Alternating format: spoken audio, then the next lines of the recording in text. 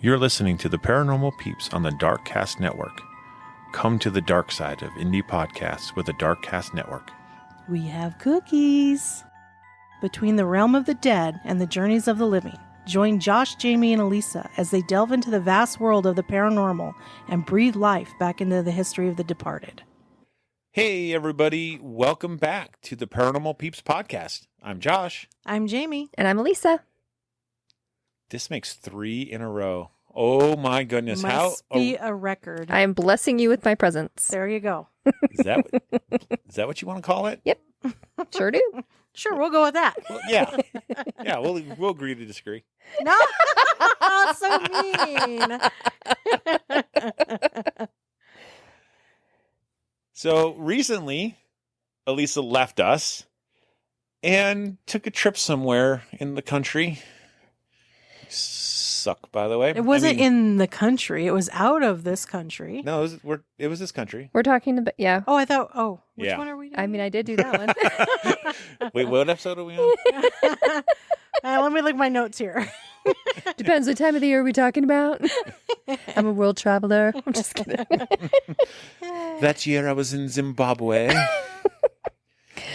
So, you know how I believe it was 2 years ago, we had an episode in October about Salem and Massachusetts, and we talked about I want to go there. I want to see all these things. Well, I did. She went. She I left did. us and just went there by herself.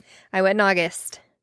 And see, but now I know all the cool places to go. So when we go with her. Because I was only there for 4 or 5 hours. That was it. That is not enough time. That is Oh. not enough time. I Maybe literally, 4 or 5 days. no kidding. And I felt like home. Like I wanted to go there and just stay. It was like fall in August. Oh, that's awesome. They gave you the fall vibes. But yeah, it was amazing. So we are going to talk a lot about Salem and witches and some of the misconceptions or folklore. I'm not sure how we want to put that associated to witches in the 1700s. It was their superstitions that people had around it. Yeah, we'll go with that. Because, I mean, let's face it, right? The witch trials really were just superstition.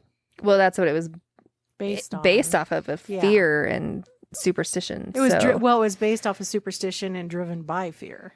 yep. Yeah. Yeah. So before we get into that fun part, we want to hear just some stuff about Salem and how awesome it is. Yes, and what you did while you were there in Salem. So because I was only there for 4 hours, guys, it was one of those times where it's like, no, we got to go. We're this close. We have to go. I was with another friend. And so our first stop was the witch house. So the witch house is that classic black looking house in Salem. It's one of the original houses there, one of the last original houses there. So that's why they're keeping it as a museum. But it looks like a witch's old house. And it was actually, I believe, a judge's house. It wasn't even a witch's house. It was one of the judge's house. And we did a tour through that and read all about these crazy superstitions that people had. And that's what we're going to talk about. We're not going to really dive too much into what we've already talked about 2 years ago. So go ahead and go listen to that one. Then you'll understand more of what we're talking about with this one. I believe it was 2 years ago in October. But in here, they have all original from that time, that era, from the late 1600s, all original furniture. That is awesome. They have books, like the witches' books that they used to have back then in a glass case. They have... Are these real witches' books or are these proposed witches' books? These are it. And then they have copies of the original documents of each person who was accused of being a witch or a warlock. So they have all those papers out there that you can actually pick up and look at and see what they wrote. It looks legit. They made them look so good, but they are copies of them. But they have all of their old kitchens, all of this stuff, the pots, the original pots that they used. They have the clocks. They have like doctor equipment. They have their spoons and things. I don't know. It's really cool to see all the original stuff that they used to have back then. That's so cool. And all placed perfectly throughout the house. All the cool documentaries, their documentation of why they did what they did. So that was fascinating. And then next door, there is the church covenant. So it was the first church to have a congregation in the United States. Wow, that is. Isn't that amazing? That's pretty cool. Yeah. So I think they were just meeting in people's houses before that then. Yeah. I mean, you think that people were coming here for religious freedom, so they were having church services and meetings and stuff like that. That must have been just meeting in people's houses instead of having a building. Right. Yeah. So I think it was 1629. And then they put and it's still working today as a church. Like it's still going. And they put this monument up on August 6th, 1979. But yeah, the first church congregation in the United States. It looks like a castle. It looks really cool. You realize that in 4 years, that will be 400 years old? That is crazy. That's nuts to think about, isn't it? Well, for us in the United States, Especially. Yeah. that's probably one of the oldest structures. Yeah. You know what I mean? It's still standing, right? Yeah, it is. And Not for it Europe. will stand for a long time, it looks like. So then right after that, we walked over, and all this was pretty close together. We walked over to the Ropes Mansion and Garden. And if you know what that is, it's the Hocus Pocus house. It's Allison's house, where they go trick-or-treating in the big white house. So That's where they have the cauldron of candy right in the Yep. foyer, right? right, and those amazing suckers. I wanted one of those.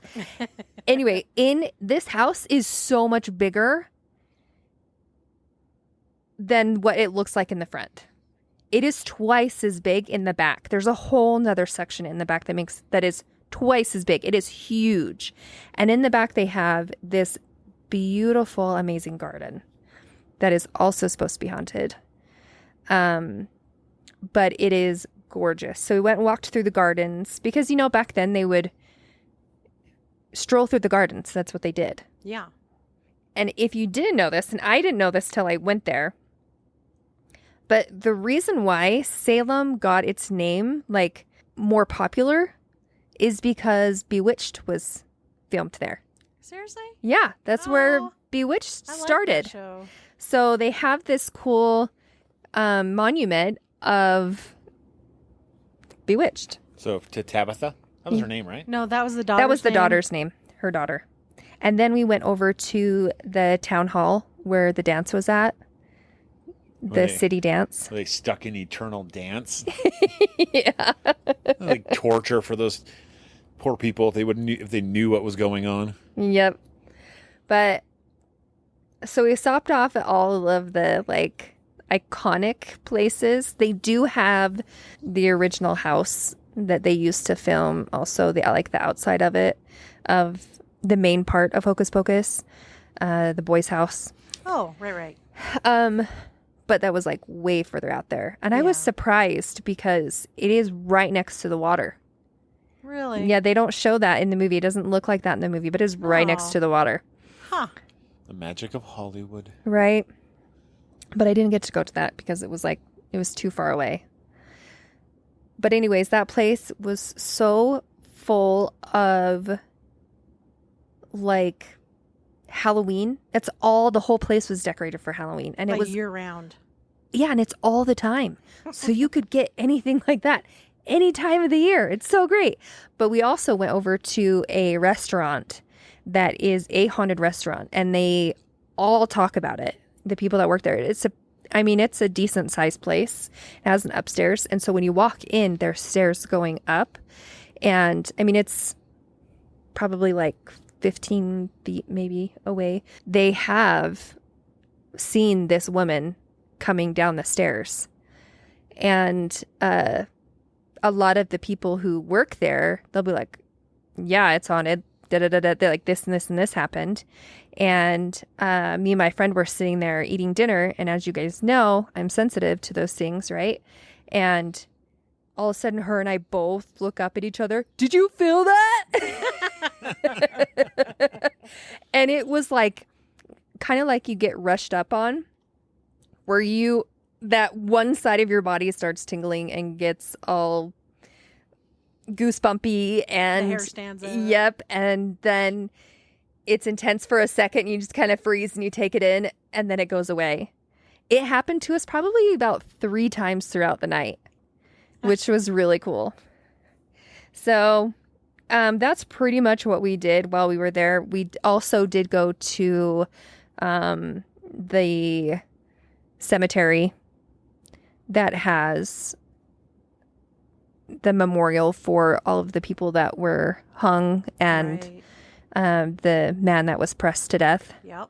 We did go to that cemetery. You're not allowed to go in because it is the second oldest cemetery in the United States. Oh, wow. The first one is in St. Augustine. But yeah, this is the second oldest. So they don't allow you in, but you can at least see it. And what's fascinating to me is the headstones are all really thin. Are they really? Yeah, they're really thin. But they're stone, right? They are. But I'm still that thin. I'm surprised it hasn't. Which is probably why they don't let Broken. anybody in there, because people I can will start understand that. messing around with vandalizing stuff, them. and the next thing you know, you've got Broken headstones. or people vandalize it, and it's just terrible. Yep. They ruin it for the rest of us. Yep. But it was fascinating. They have so much information about the witches there, and during Halloween, people are dressed up everywhere. And there's so many of these shops where you can find all like the Harry Potter stuff, all of the witches stuff, all of the ghosty stuff. You know, it's I don't know. It's just magical. So what you're saying is, instead of spending 4 or 5 hours, spend 4 or 5 days. Yes. Yeah. 100%. Yes. Oh, that sounds like so much fun. Yeah. So we'll have to go. Oh, absolutely. It's, I mean, What do you mean? I left 15 minutes ago. Yeah, right. I mean, I love history as it is anyway, right? And you get into the New England states, Massachusetts, Rhode Island, New York, New Jersey, that area, and you're just talking about where really this country was started. Plymouth and all of that stuff. And so just getting a chance to see that would be amazing. Yeah. And then you get into the haunted stuff and you're like, that's even better. I know, right? So let's get into some of the superstition stuff, because that is really what kind of kicked this off. Yeah. So I will tell you about kind of how it started. We talked a little bit about this in the other episode, but we didn't dive into it as deep. So basically is in the winter of 1692, there were 2 young girls in the Reverend Paris's household, and they began to exhibit really strange behavior. They were barking, crying, spinning uncontrollably, throwing burning wood from the fireplace into the room. They were contorting themselves physically, and then at other times, they were seemingly afflicted with paralysis that would last for hours.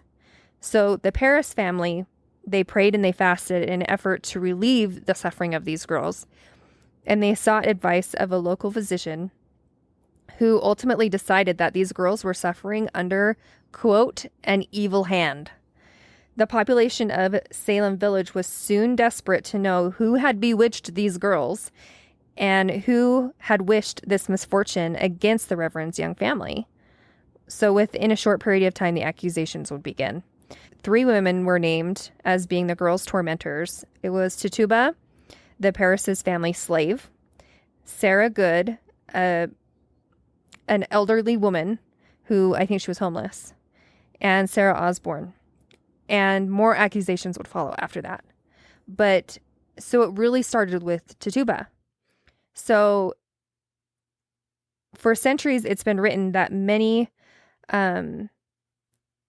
that there were many magical practices of Tituba that opened the door to the witch hysteria in 1692. Countless times, writers have claimed she shared stories and spells from her native Barbados in the Paris kitchen, and it was these fearful exchanges that caused the children to be plagued with these quote fits. But research has shown, however, there's no evidence to support that at all. She's never said to have done those things by her accusers or anyone involved in the trials. Instead, she is accused of the same thing that Sarah Good and Sarah Osborne are accused of. They're accused of flying through the night and tormenting children. Oh my! So they were the original Sanderson sisters. Totally, it's the Sarah. It's the Sarah. There's 3 of them, right? Yep. It's the Sanderson sisters. Yep. So that's really how it began. So what I find interesting is they had, and we didn't cover this in our first episode, but they had a way of determining whether or not there was a witch around, and they would use what's called a witch cake. Yep, we didn't talk about this. We did not. So a witch cake is a cake made from the combination of rye meal, ashes, and urine. Gross. You'd be surprised, guys, how much urine is involved in this. It's a urinal cake. It is. It's so gross. It is the original urinal cake. Right? So what they would do is they would feed it to a dog, which was then thought to be the familiar of the devil or the witch in this case, and in hopes that the dog would reveal the name of the witch. And that it's like teeth would bite into the witch. Oh, weird. Right. And so they did this for Tituba, right? In 1692, the neighbor of the Paris family, she ended up helping make this witch cake from the urine of the 2 girls. Gross. So gross. Here's the thing. I wonder how they did it back then. Like, you know? But Here would be a goblet. Pee in it. I don't know. I mean, obviously they didn't go to the. Gosh, did they Because go to it's the not like they outhouse? throw things away. They just wash it. And, Right? Anyway. Don't eat it out of that bowl. I made a witch cake out of that earlier. I peed in that. And they fed it to the dog, the family dog, of course, right? Poor dog. And it failed to identify Tituba as a witch. Yeah, because it don't work. Nope. What's interesting, though, is that's not the only time in history that those cakes have been used. They've been used in Britain. Witch cakes were also used as a defensive amulet against bewitchment. So according to folklorist Edward Levet, these cakes were circular, had a hole in the middle, and spikes on all sides. A spiky donut? Sounds like a spiky donut. A spiky almost- urine donut. It sounds like, you know how we have those stupid trends that go around? It almost sounds Yeah. like a trend back in the day. Right? Well, in Yorkshire, they would make witch cakes and hang them in their doorways as protective devices, and they would replace them every year during the Holy Week. So that urine cake would it not mold and Get gross? like would it not just deteriorate and fall apart? I guess they baked it like hard like a hockey puck. I mean, Yeah, I guess maybe. you'd have to. You'd have to, And right? then shellac it, or I don't know.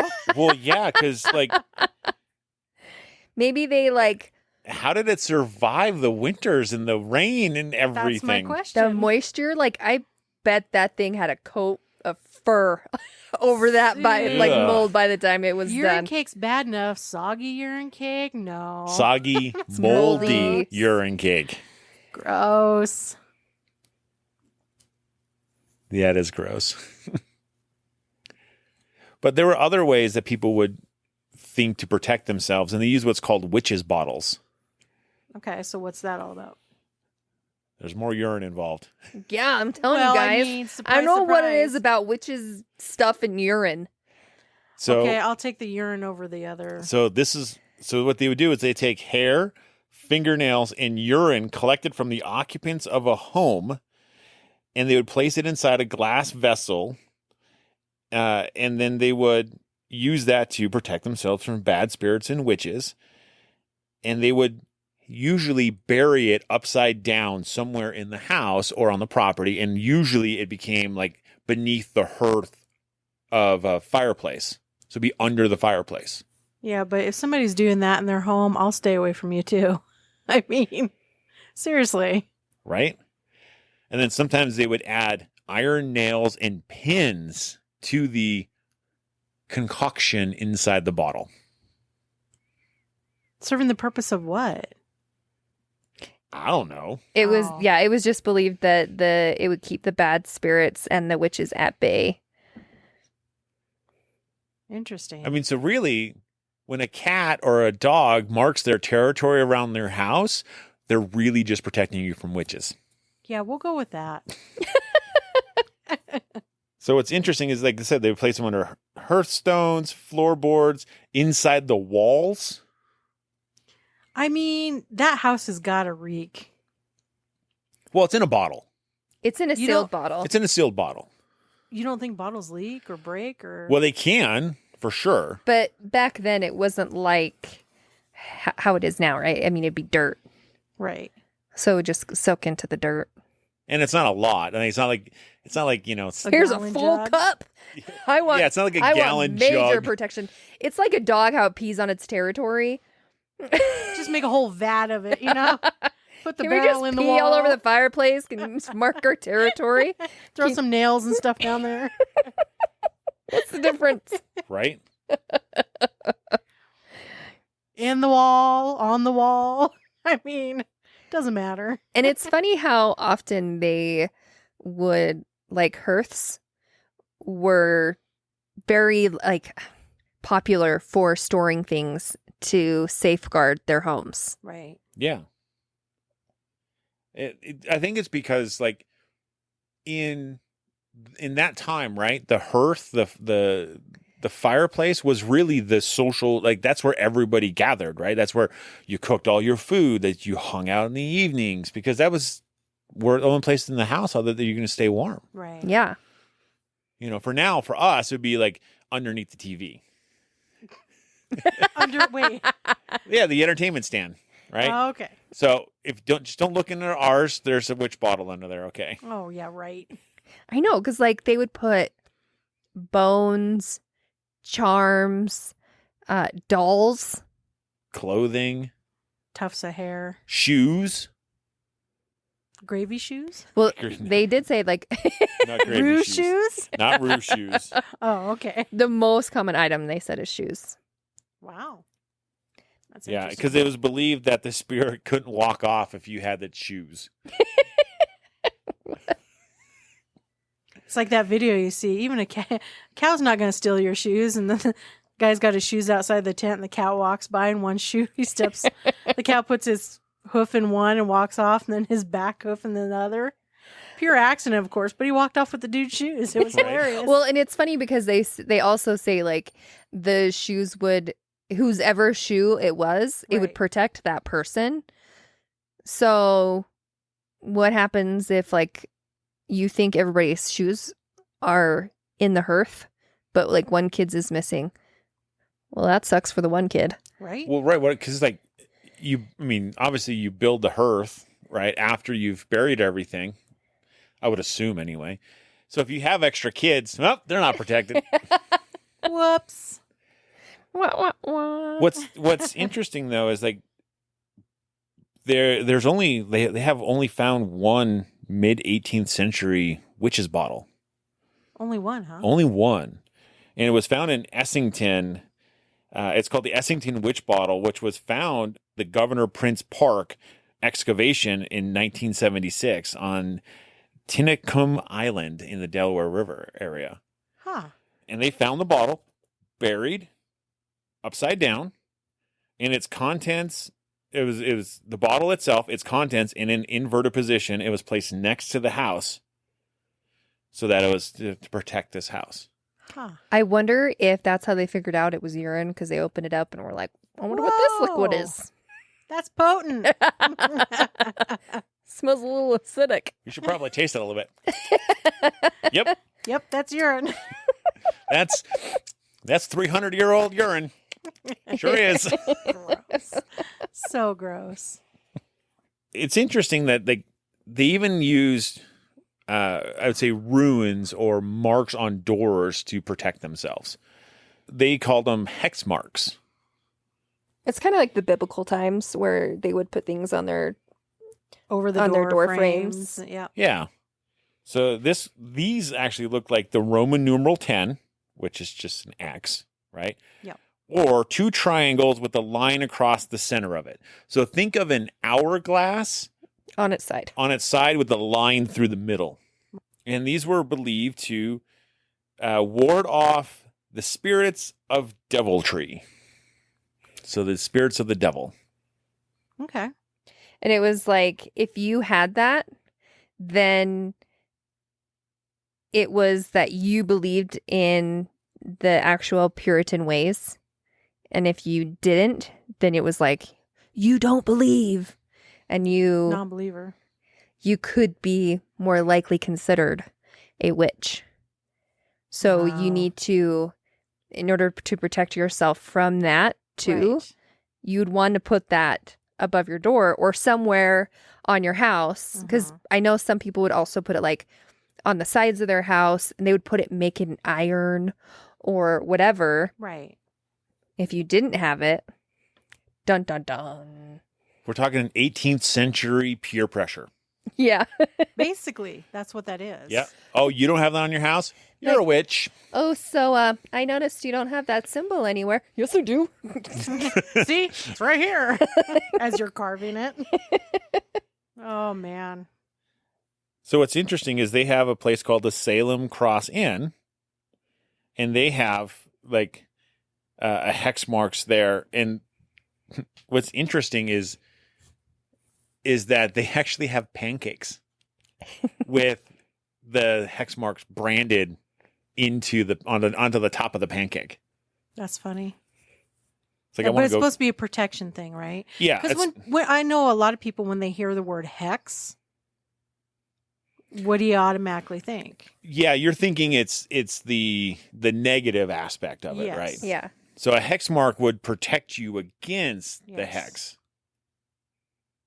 That's what's on your pancake. That's what's on your pancake. So your pancakes protect you from witches. From the inside out. 'cause Until you gotta eat them. Until you take a dump and Until then you poo them out. Yeah, then you got to get a new one. Then you better go refill. Yep.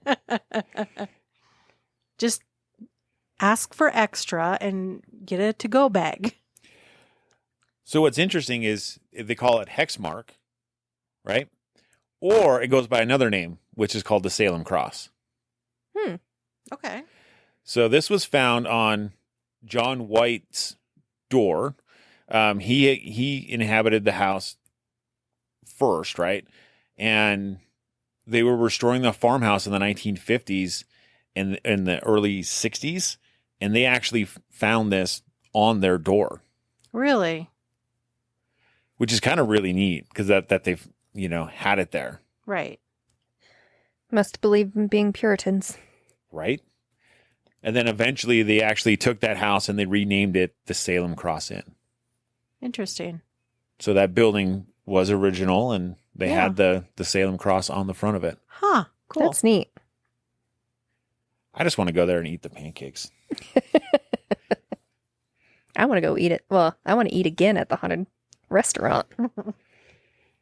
How many places are haunted there? All of them. Every one of them. There was another piece called The Charm of Threes. What is that? So, if an event happened in more or less the same way 3 times, especially close together in time, it was recognized as a supernatural pattern. And this led to the belief that luck or bad luck may come in this sequence of 3s. So that's why we talk about, like, bad things happen. Oh, it comes in 3s. It comes in 3s. One thing happens, 2 things happens, and you're like, okay, that 3rd one's coming. Yep. Yep. We did That's the where same, that's where this comes same from. thing with death. Yep. Yeah. Happens in groups of 3. Right? Like, Mhm. James Earl Jones passed away. Yeah. Now, there was another actor that just passed away. I don't know who it was. I forget. I don't remember. There were 99. Oh, it was the voice of, oh my gosh, I can't remember the name of the character. Oh, yeah, that one. Yeah, exactly. That one. Anyway, he was a voice actor, Yeah. but he was 99 when he passed away. Mm-hmm. And so now we're waiting for the third one. But it's funny because we now take it as a bad sign. Yes. But back then it didn't matter. It was either a good luck or bad luck. Yeah. Just in groups of 3. Mm-hmm. But Okay. it was actually very thought out through colonial times. And they would kind of look for things in that avenue, right? Like such as a fire going out or starting for no reason. If you found an answer they'd find an answer in the supernatural world as depicted in the biblical narratives. Like an angel put the fire out to prevent it from catching the house on fire, or the devil started the fire in the hay barn. Oh, boy. Dang devil. Right? And once the supernatural was accepted as reality, any seemingly inexplicable event, such could be described as if a piece of wood fell out of the fire onto the hearth once, and then a guest knocked at the door. That might be coincidence, but if it happened more than once, and to more than one person, that was a sure sign of supernatural energies at work. Oh, my. You better watch out because your house might start on fire. Right? It's kind of like trying to find a supernatural explanation to the mundane or normal. It's like they're just looking for it. It's like nowadays how you have people who think that everything's a ghost, and you have people that disprove as much as they possibly can. Yeah, I think it's a pretty fair explanation to it. But what's funny is how much that they were afraid of ghosts and hauntings and the devil and all of that. Yeah. It makes me wonder, like, why are they...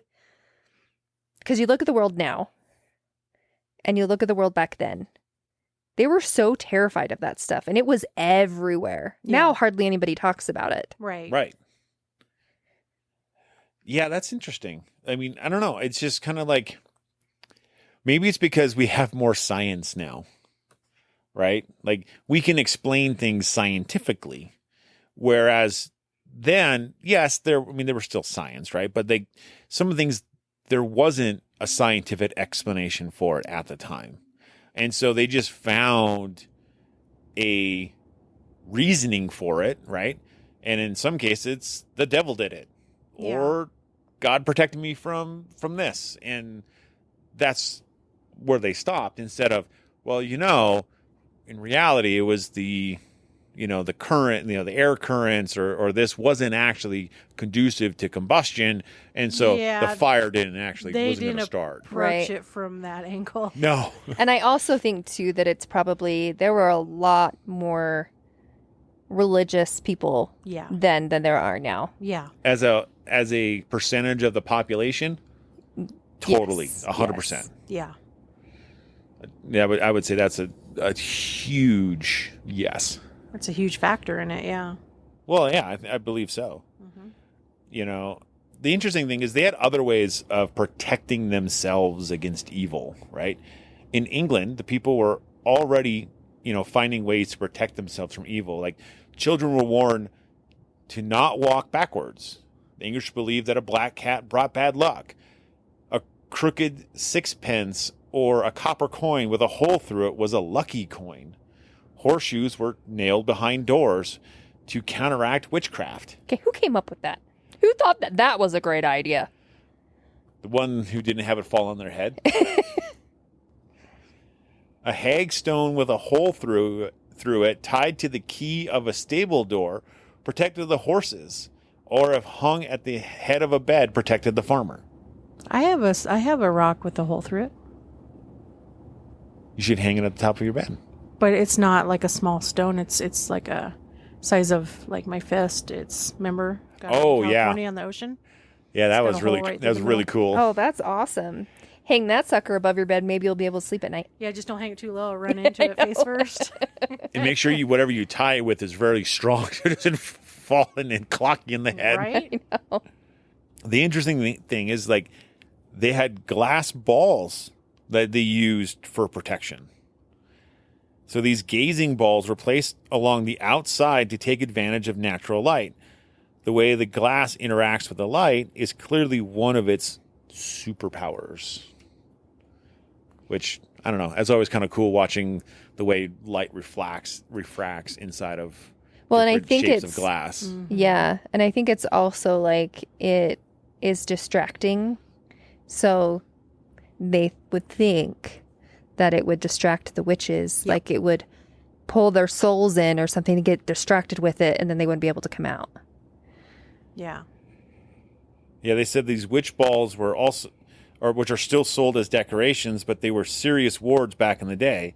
They could be clear or patterned, filled with witch-fighting herbs, urine, I know, it's this dang urine. Always urine. fingernail clippings, or with colorful threads.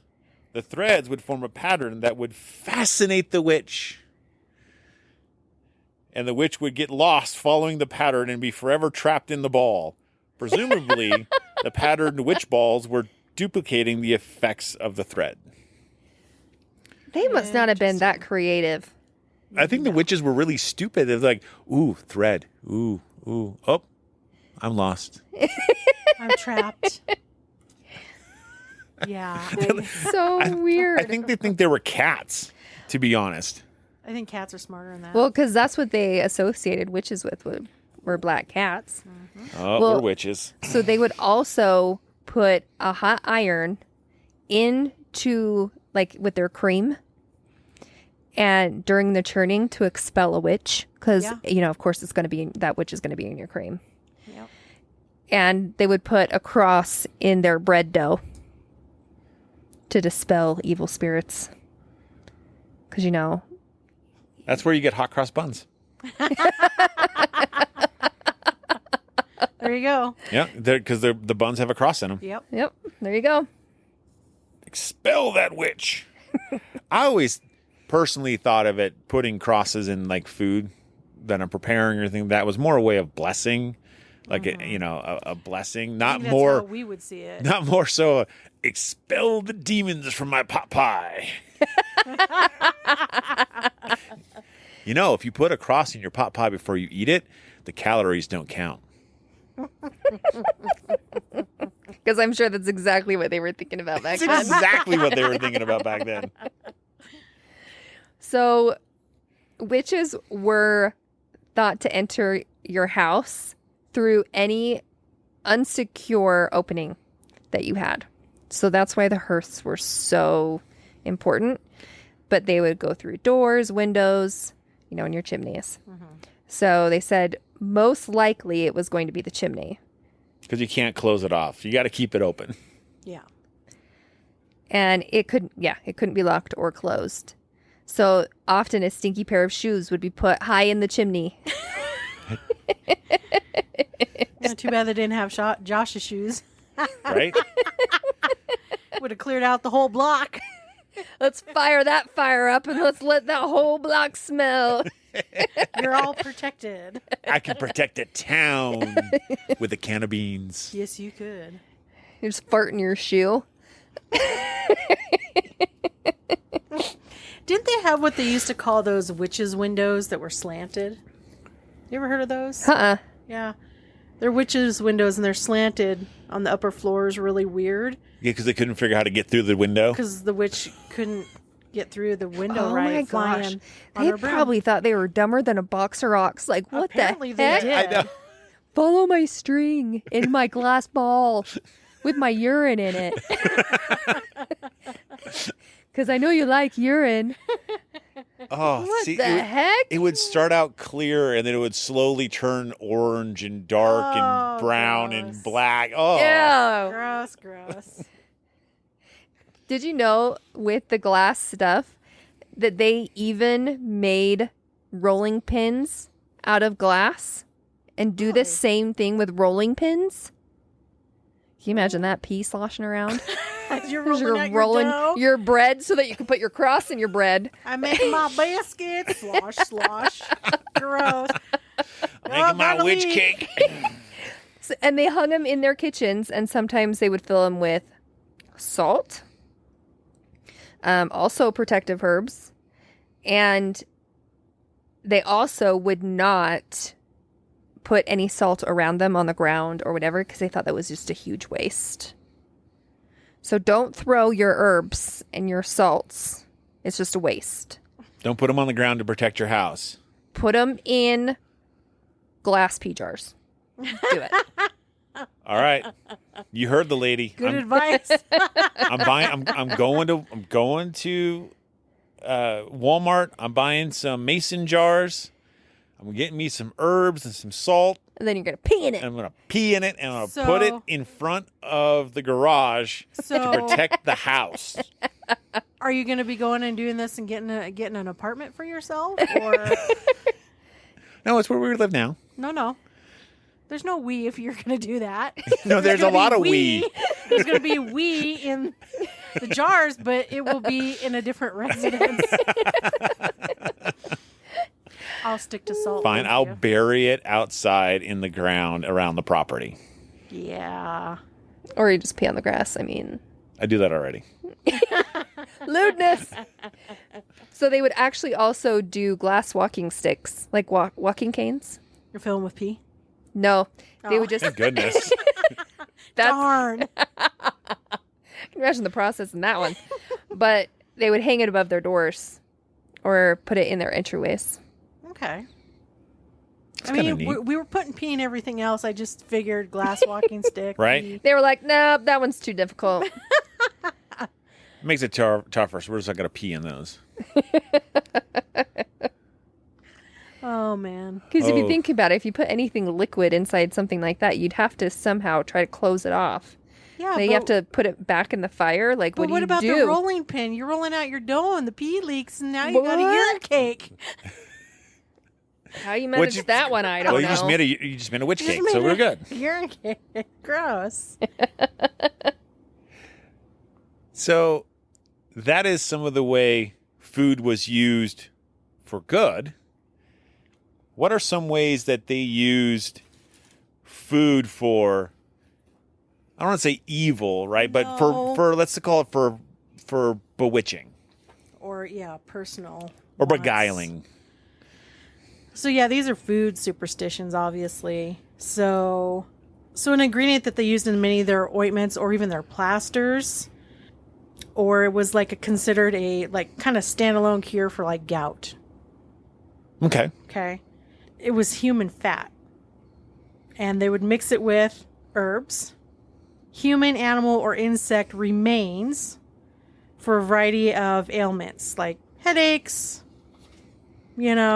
convulsions. It was supposed to help and cure those things. Hey, got any little leftover grandpa leg? I got a headache. I need to rub it on my head. Hold on, let me get it out of my freezer. Hold on, let me go get some herbs from the garden. The fat that they got from the animals, it was actually very sought after. The public, obviously they'd use it in a lot of things, right? I wonder if that's where they started using human fat to make soap. Well, yeah, I mean, I could see it. I mean, it would make sense. Yeah. Or to make candles. It'd make me worried about who's feeding me meals, trying to plump me up. Right? A witch. Making me nice and chunky. A witch. She's going to bake you in the hearth. This reminds me of Hansel and Gretel. Right? So the executioner, and I know Josh I think you touched on this earlier before we started, but he was the one that would prepare such morbid offerings. So he was the one that after he would execute somebody, he would go in and harvest the fat. So you're telling me he's a serial killer. Mm-hmm. Pretty much. Well, I think he was an opportunist. And a cannibalist. And a little bit of cannibalist. What's interesting is they said the person that was the best for the fat was the one that they hung. Yep.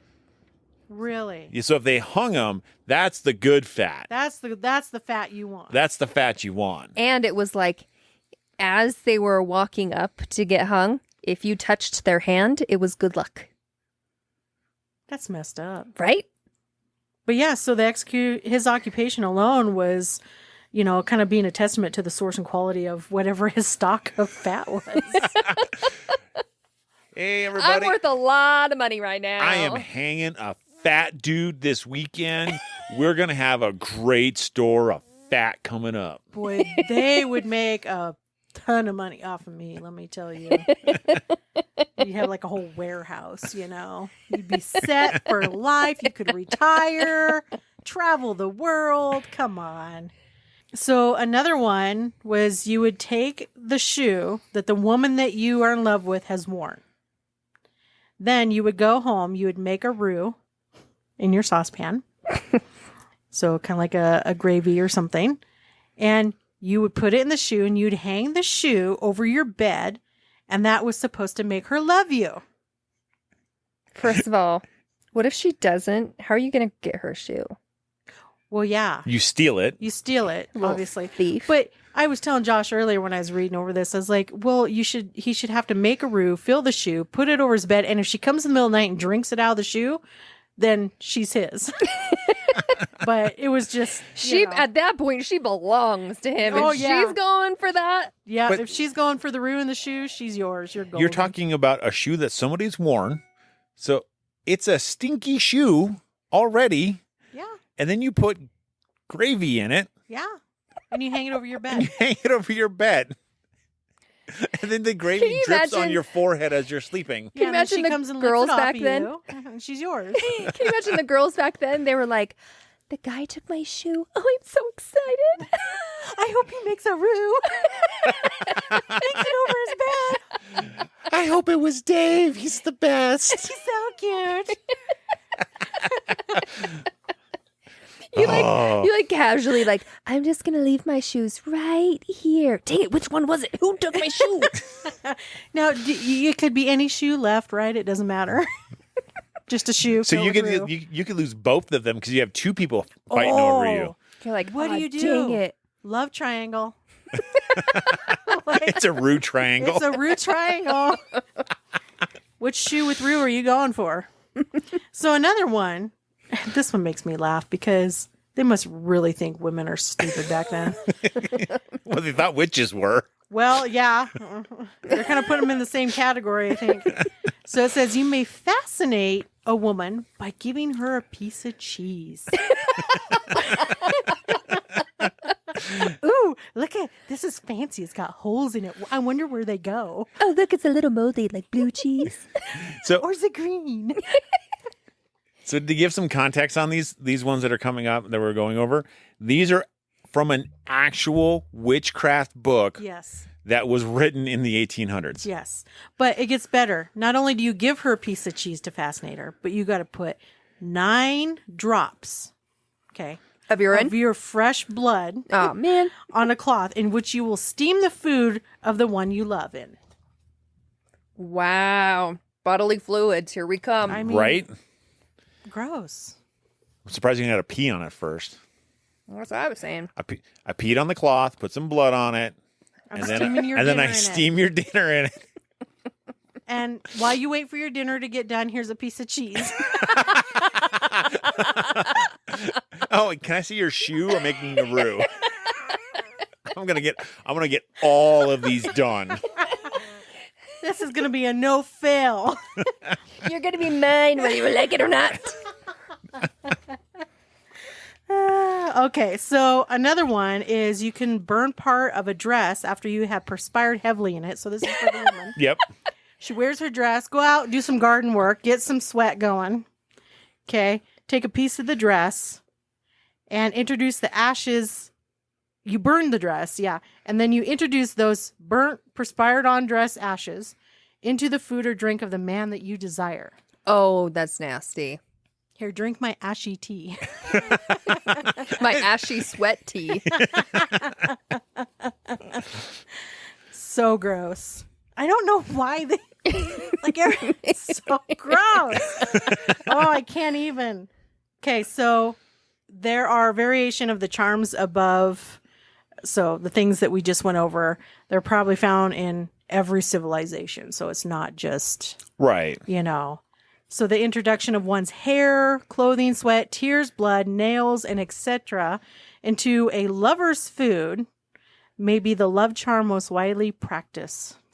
You like pick out your teeth. You're like, oh, a fingernail. Yeah. Let me grind that up a little bit better for you. Sorry, I thought I got that all I chopped would up. throw up. Wait. So when you find so if you find a hair in your soup, it means the cook is in love with you. Not that a hair or the waitress or somebody's in love with you inside the restaurant. Well, right? you may never know who, because that goes as far back as the sous chef, the chef. Exactly. the That was waiter. just the cook at the time. He Yeah. was like, that just means I love you. Yeah. Right? It's not gross. It's not disgusting. It's not disgusting. They're trying to win your affection by There you leaving a go. hair in your soup. But it says, and for no obvious reason, these things are used primarily by women. No so the women obvious- are doing it? Yeah. Well, the women's were they were the dress, cooks. the perspired dress. Well, yeah. Yes. The women were generally the cooks, right? So they're going to more than likely do this part. Maybe that's what the mom said to their kids, and their kids grew up being like, hey, if there's a hair in there, that means she loves you. So gross. Means I slaved over this food all day long. There's some sweat, blood, and tears and hair in there. And urine. Always the urine.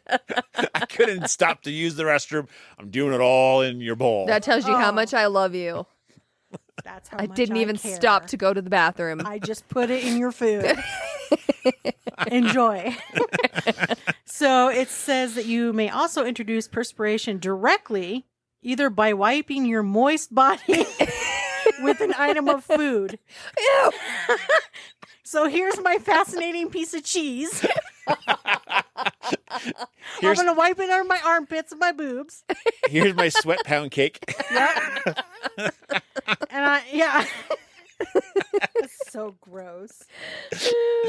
Why is my bread soggy? My cheese is extra salty today. Smells like secret sauce. So gross. It smells like love. But yeah, so usually you would wipe your moist body with an item of food. Usually an ingredient that goes in a cake or a potion, or if you are much more, inventive or feeling much more creative, you can take a hot bath, then powder yourself with flour. It's my special roux. It's Rue Brew.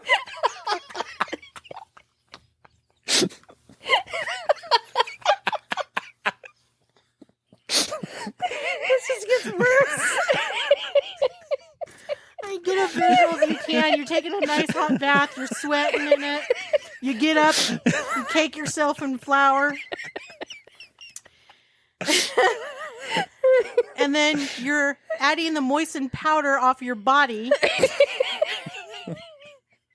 into your cake or whatever. And you're feeding it to the guy you like. But it says, in any case, when you do this, no matter what you choose, make sure you are wearing no deodorant. It seems highly likely that deodorant used as a magical ingredient would destroy your love. I'm extra stinky today. I love you so much. I didn't wear any deodorant for you. While I'm making your cake, I'm going to take a bath. And then I'm going to roll around in flour. And I'm going to scrape it into the bowl for your cake. Bon appetit. No need to add salt. It's already in there. It's so moist.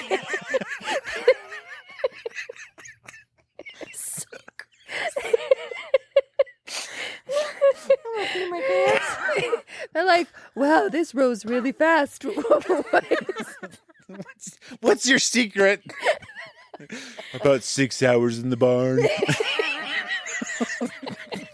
Shoveling manure. So it goes on to say, My back hurts so hard. Oh my compose ourselves now. We got to get through this. We got this. Okay, so it says finely ground hair and nails are often added to a cake to be fed to the man who is the object of the charm. If you are able to obtain some of his hair or his nails, add them too.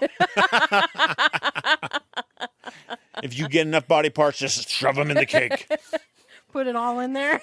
They lose a finger, just grab the whole thing, shove it in. Just shove it in there, bake away. Hey, did he go to the barber yesterday? Yep. I'm gonna go get some of that. Oh my gosh. So there's another charm where the woman will mix her hair with some of the dirt from the man's footprints.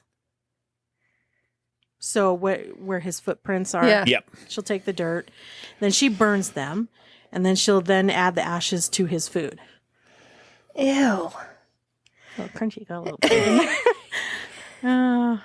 So you can take an onion, a tulip, or any root, whatever of the kind, and plant it in a clean pot. It's got to be a pot that's never been used before, okay? And while you plant it, repeat the name of whom you love. Every day, morning and evening, say over this plant in this pot that's never been used, as this root grows and as this blossom blows, may her heart be turned unto me. That's creepy. You have to say it how many times? Every day, morning, noon, and night. Morning, noon, and night, every day. And it will come to pass that every day the one whom you love will be more and more inclined to you until you get your heart's desire. See, that's Obsessed more doable. much? I know, but I mean, on top of it, after you're feeding them your hair and your nails and your body sweaty flour and this special roux and fascinated by cheese and come on. Hey, I'll take the onion any day. I'll do the onion. Yeah, I'll do that one. So to win the love of a woman, you take salt, cheese, because it fascinates her. So you take salt, cheese, and flour, and you mix it together. It sounds like you're making a Cheez-It. Right? It is. Salt, flour, cheese. Hey, that'd win my heart. Right? So you put it into her room, and she will have no rest until she sees you. She'll be like, what does that smell? Cheez-Its? I smell Cheez-Its.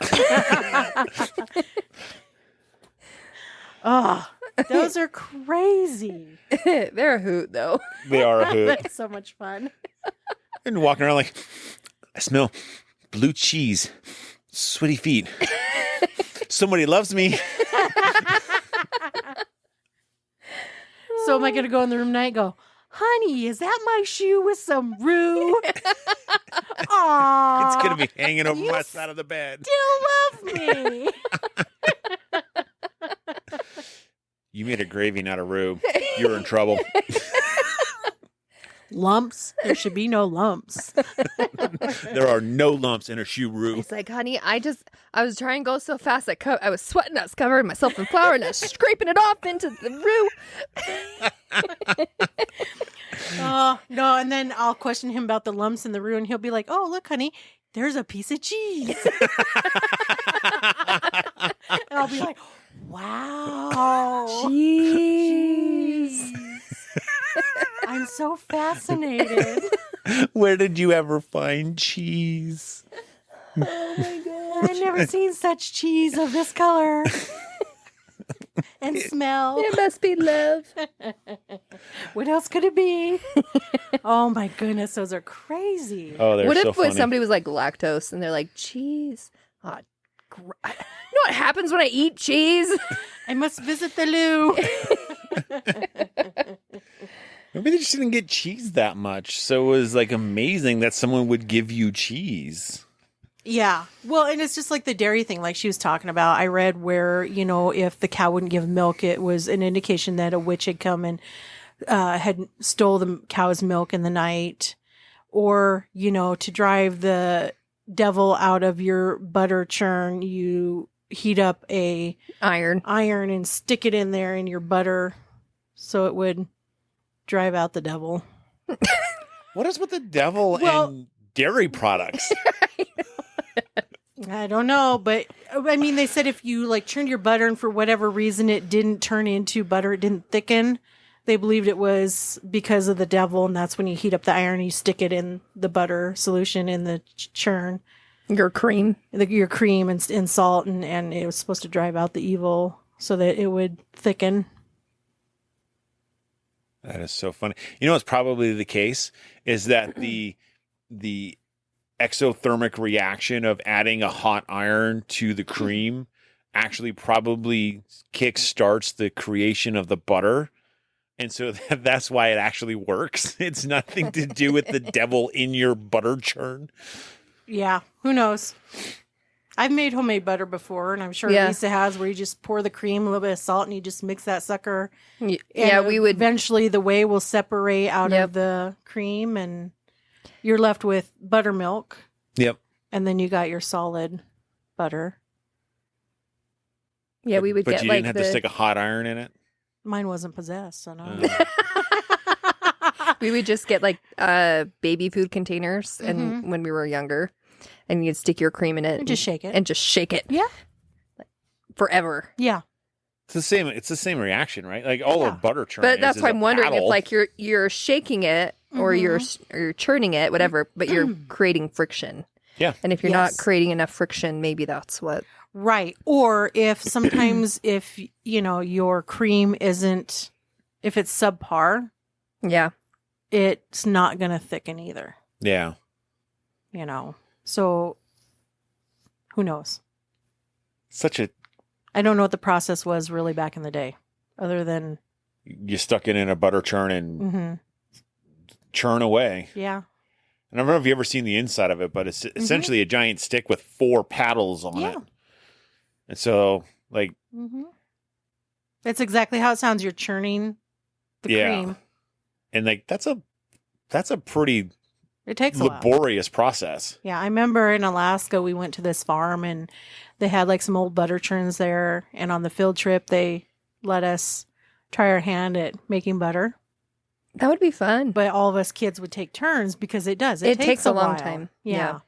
Well, yeah, because you made it in our stand mixer. And I did. You can just turn that sucker on high. Let and it go. Within like 5-10 minutes. Look at that. Yeah, so it separates, and you got buttermilk, and then I'd save the buttermilk to use in my baking. You probably did add some hair. Yeah, some fingernails. Finely ground, a little bit of sweat. Some body flour, body flour. I mean, all you need is butter, flour, animal fat, or human fat. Oh, I got lots of fat. If you use the dead man's human fat to melt that down to make your shoe roux, like, does that make it extra potent, like extra powerful? Extra stinky? Probably. Oh, all of that would just sound I don't know. Nasty. But I am so fascinated by cheese right now. All I want is to cheese it. I'm just so fascinated by the thought of cheese. So, everybody, if you're fascinated with cheese like we are and enjoyed this episode of folklore and fantasy and cheese. Fantasy. It's not fantasy. Well, not fantasy. Superstitions. There you go. And cheese. And, always the cheese. And body butter. It's a new name to body butter for sure. Make sure to like and subscribe to our socials. And as always, stay ghosty, my peeps. Hello, I'm Kona Gallagher. And I'm Ethan Flick. We're the husband and wife team behind the True Crime Podcast, And Then They Were Gone. We're a weekly show that covers unsolved missing persons cases. These are cases that you, the listener, can have an impact on. Some of the people you may have heard of, like Kristen Smart or Braceless Pisa. But we also bring you missing people of color and other cases that haven't gotten the mainstream attention that they deserve. You can find us on Apple Podcasts, Spotify, Good Pods, or your favorite podcast app.